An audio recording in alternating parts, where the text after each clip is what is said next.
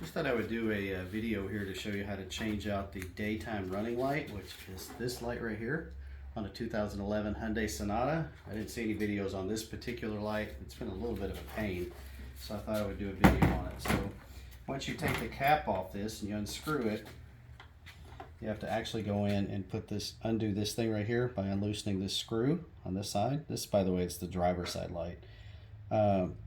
So I'll show you how to put that together in just a minute. Once you get done, you're going to have this little bulb right here. It's an H1 bulb if you're going to buy a new one.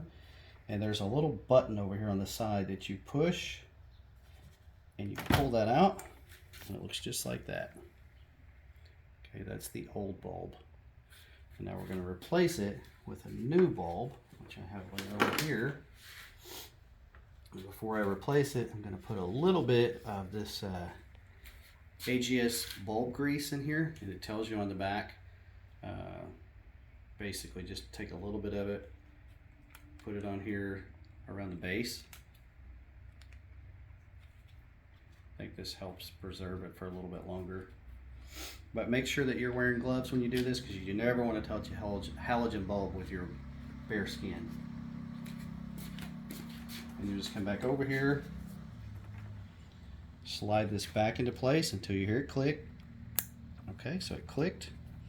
Now I'm going to need to get this other thing here moved around to the side, because that's how it normally fits right there, okay?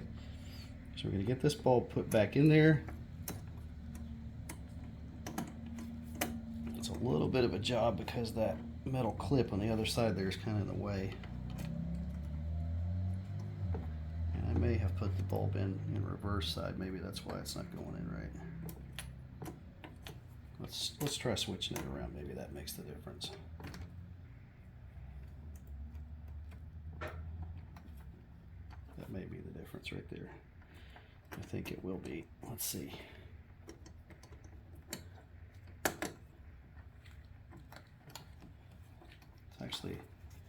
It's this little clip here on the inside makes it that much harder to get anything to go in there. So there we go, and it was perfect once I got it to go in there. Okay, so once you get that in here, you see this thing right here, how it's been around? You might want to get the camera over here a little bit easier. So you're actually going to take that. Sorry, these gloves are size small, and my hands are definitely not that small. So once you get it in there like that, you're actually going to bend this thing around to where it goes under that clip. You may have to pull it around a little bit.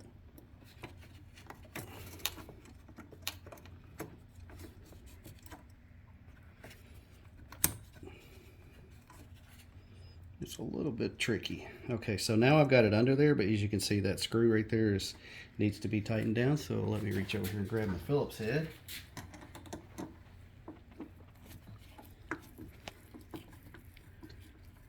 And we'll get that loosened down. And now the whole thing is tight again. And where is my cap? I've got a cap that goes on here somewhere. It's probably underneath. Looks just like this. Oh, it's right there. So we're going to put this back on. Get it in the right spot. Turn it clockwise until it locks. And then we'll go back over here and put it back on. So there's two clips in the bottom of this thing. There's a clip right here, and there's a clip right here. So you're going to look and see where these two clips go. I think you have to drop it like straight down in here. I had to take this out once before, and I had the wrong bulb, so I had to go get a new one. It's a little bit of a trick. Okay. So now it's back in place. And this is the last thing you'll need to do before you put the nuts back in there, or the bolts and everything. Is just put this thing on the back and push it on until it locks. And it doesn't click all the time. So anyway, basically besides putting two 10mm bolts and a 12mm bolt back in place, we're done.